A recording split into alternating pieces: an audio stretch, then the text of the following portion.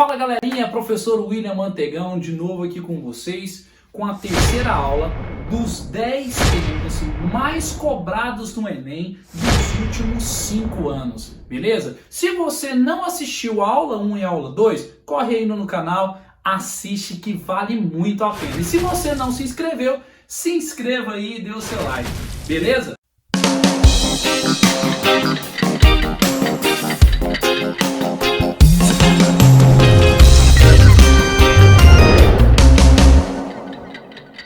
Galera, então vamos nessa. A aula de hoje é sobre climatologia.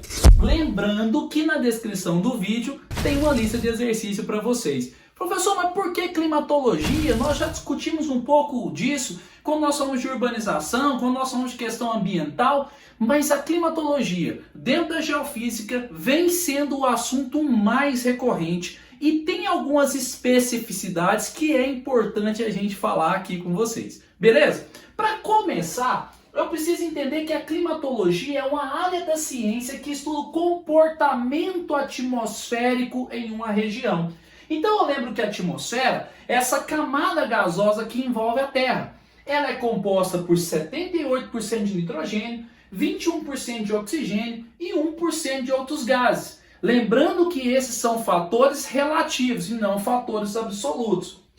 Em relação às funções, nós podemos observar que uma função seria a manutenção da temperatura média da Terra e a outra seria a proteção da Terra. E ela é dividida em camadas, sendo que a camada que nós vamos trabalhar aqui é a troposfera, que é a mais perto da superfície terrestre onde ocorrem os fenômenos climáticos. Ok? Então vamos lá. Quando eu falo que clima é diferente de tempo, eu entendo que clima é o comportamento habitual da atmosfera em uma determinada área. Bom, para eu saber que ele é habitual, eu tenho que fazer uma análise com o tempo. E aí estabelece 30 anos, 3 décadas de análise para definir o clima de uma área, para saber se é habitual. Já o tempo é um comportamento momentâneo. E quem estuda o tempo é a meteorologia. Então a gente costuma falar assim, ó, o clima é, o tempo está. Beleza? Então o clima é um comportamento habitual, o tempo é um comportamento momentâneo. Para a gente analisar o clima, nós precisamos entender os elementos e os fatores do clima. Os elementos são as características que o clima tem. Então eu olho aqui, ó. Temperatura, se a região é mais quente, se a região é mais fria. Umidade, a quantidade de vapor de água suspensa na atmosfera. Pressão atmosférica, que seria essa força exercida pelo ar na superfície. E os ventos, que é o ar em movimento. Então nós podemos observar que a pressão e os ventos estão diretamente relacionados, porque os ventos sempre se deslocam da área de alta para baixa pressão, do ar mais pesado, mais denso, para o ar mais leve, menos denso. Isso pode estar relacionado também com a temperatura. Por quê? As regiões mais frias, o ar é mais denso, ele é mais pesado e empurra para as regiões mais quentes. Nós podemos observar quando nós falamos dos ventos de monções, que são ventos periódicos que ocorrem no sudeste asiático. Beleza? Quando nós falamos aqui de fatores do clima, são as condições que determinam o comportamento climático de uma área, certo? Então, olha só, o primeiro, latitude. Vamos lembrar o que é latitude? Lá na cartografia, latitude é a distância em graus de qualquer ponto até a linha do Equador. Então, quanto mais longe eu estou da linha do Equador, maior a minha latitude. Quanto mais perto da linha do Equador, que é o zero, menor a minha latitude. O que isso influencia no clima? A inclinação dos raios solares vai variar. Então, quanto mais longe, o raio vai bater menos direto na Terra. Então, eu tenho maior latitude, menor temperatura. E aí nós vamos lembrar das zonas climáticas. Zona equatorial, zona tropical, zona polar, zona temperada. Lembra disso? Então, a latitude é um fator. Dependendo onde eu estou, o clima vai funcionar. Altitude é a minha posição em relação ao mar. Então nós vamos lembrar aqui, ó, eu tenho Baixa altitude, eu estou na região de planície. Alta altitude, eu estou na região de montanha. Então, quanto maior a minha altitude, menor será a minha temperatura, ok? Outro fator é maritimidade e continentalidade. A maritimidade e a continentalidade está relacionada à proximidade ou distância do mar. Quando eu estou numa área mais próxima ao mar, a minha umidade é maior e a minha amplitude térmica é menor.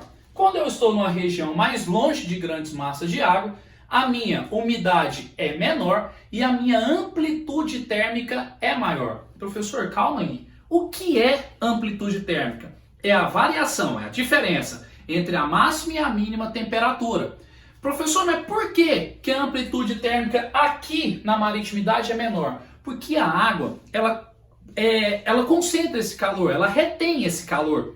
Então, quando o sol se vai, a água começa a trocar calor com o meio.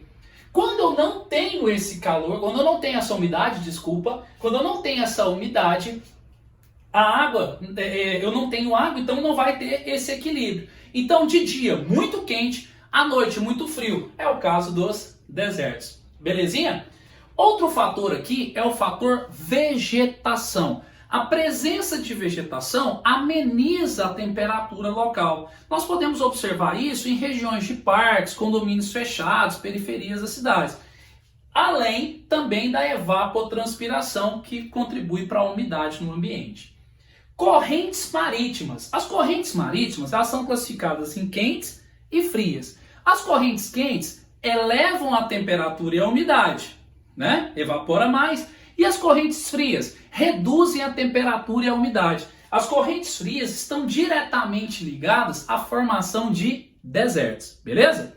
E por último, e não menos importante, as massas de ar. As massas de ar, elas vão apresentar características de acordo com a sua área de formação. Então nós temos massas continentais, massas oceânicas. Nós temos massas tropicais, equatoriais e polares. As massas tropicais e equatoriais são quentes. As massas polares são frias. As massas oceânicas são úmidas. E as massas continentais geralmente são secas. Por que eu disse geralmente?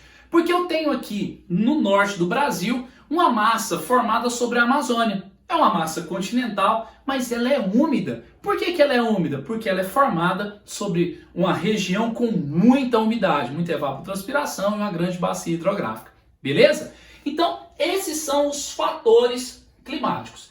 E aqui, para a gente fechar, nós não podemos deixar de citar os fenômenos climáticos. Os fenômenos climáticos são muito importantes para essa prova. Então, nós já falamos em aulas anteriores sobre o aquecimento global, né? O efeito estufa, a ilha de calor, a chuva ácida, a inversão térmica. E aqui eu quero destacar para vocês El Niño e Laninha. O El Niño é o aquecimento anormal das águas do Pacífico Equatorial, né?